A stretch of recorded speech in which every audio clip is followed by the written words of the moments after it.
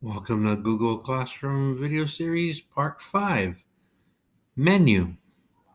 When you're working in Google Classroom, you can always go to the menu, which is on the top left corner. When you click on the three lines, that's the menu. You'll have access to all your classes that you've created. And so you can go back and forth between your different classes just to do work. And then if you want to go back to the main Google Classroom page, all you got to do is click classes.